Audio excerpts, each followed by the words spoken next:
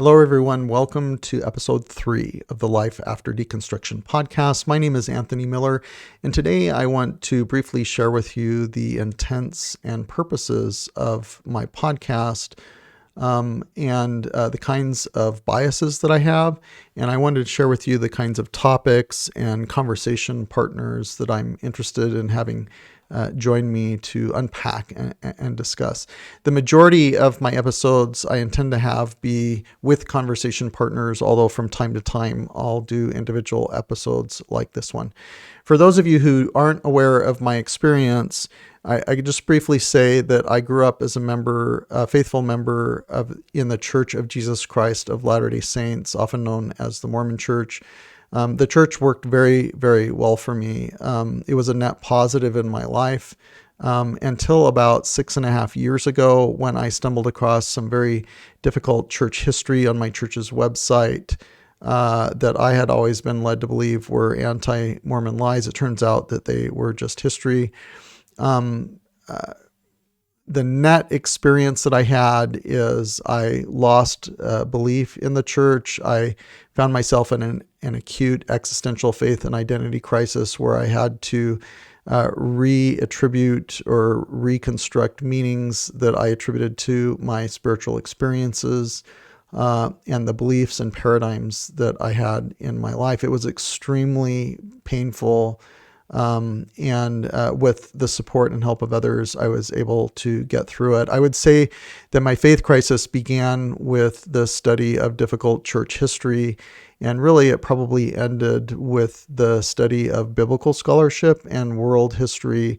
That it was is a process of deconstruction, of unpacking meaning of stories and scriptures and spiritual experiences and the meanings that I attributed to them. And I unpacked the meaning, and it brought me to a place where I was able to reconstruct some level of functional meaning to a lot of those kinds of experiences. Now, if you're interested in knowing more about my journey, you can find out more about me. You can Google Anthony Miller TEDx talk. I gave a TEDx talk earlier this year. It posted to YouTube in May of 2022, where I briefly share my story in a pretty vulnerable way.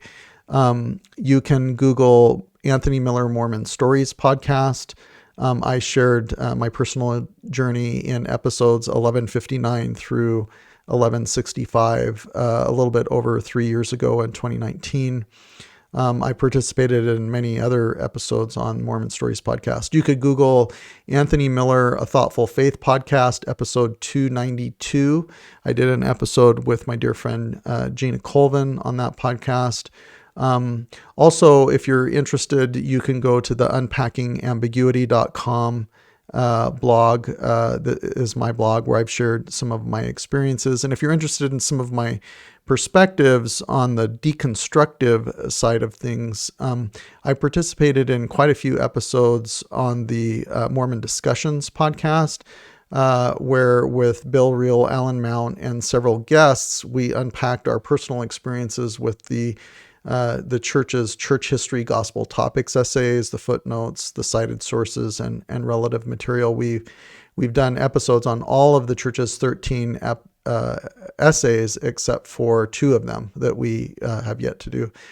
I also participated in several episodes on the Almost Awakened podcast that's now run by Britt Hartley and Bill Reel. I participated in episodes with the 2 of them, as well as Janice Spangler, where we talked about, over a series of episodes, Jack Kornfield's audiobook, Buddhism for Beginners, and now we're doing a series on Faith After Doubt, a book by Brian McLaren.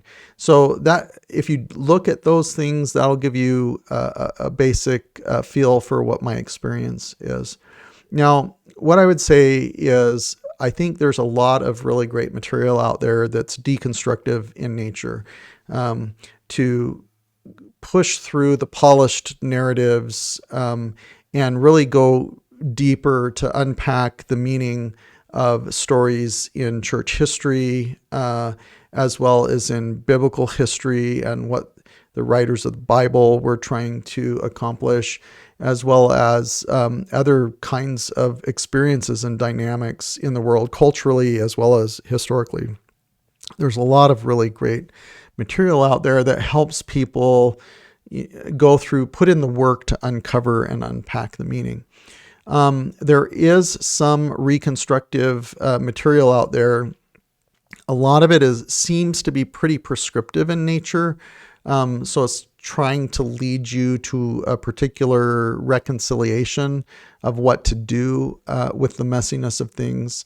There is some out there that's, I would say, less prescriptive that I find very helpful, including Margie DeLin's work on Mormon Stories podcast that she's done with Thrive Stories, including what my dear friends Britt Hartley and Bill Reel are currently doing on the Almost Awakened podcast.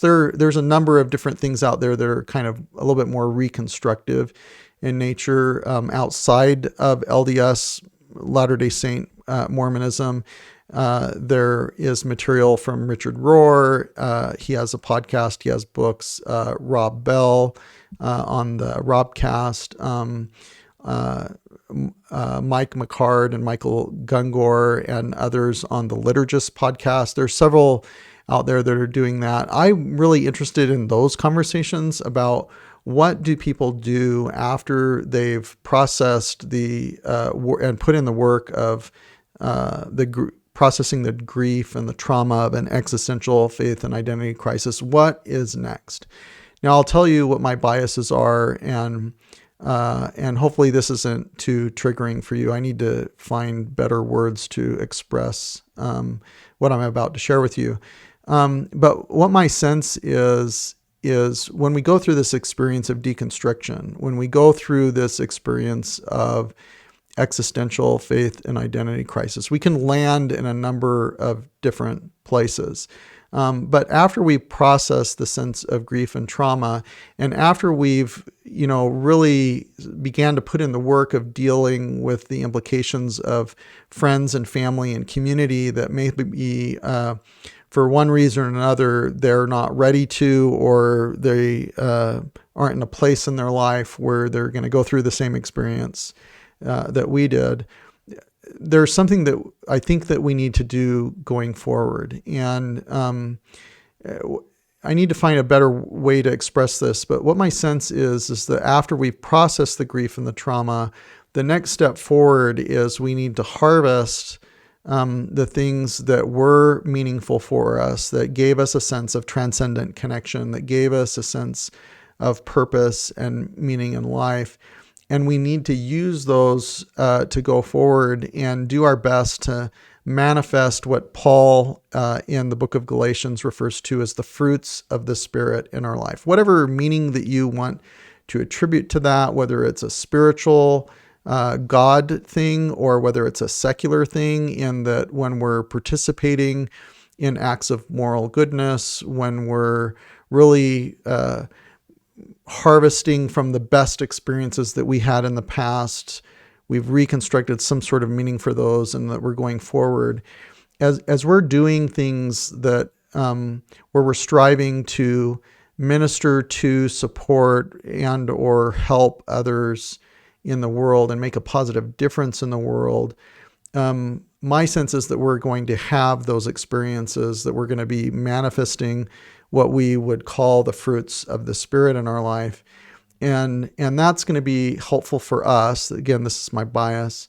And I think that it'll also be helpful for our believing friends and family as well, who haven't gone through a faith crisis, because if when they're around us, they experience what they would attribute to the fruits of the Spirit as that being God, being part of our lives, or the Holy Ghost, that I think that's going to help repair some of those relationships, because they'll feel the Spirit when they're around us. They might not know how to make sense of that, but it can potentially heal wounds, and it can potentially repair relationships, at least the ones that we don't want to burn down, the ones that we want to keep.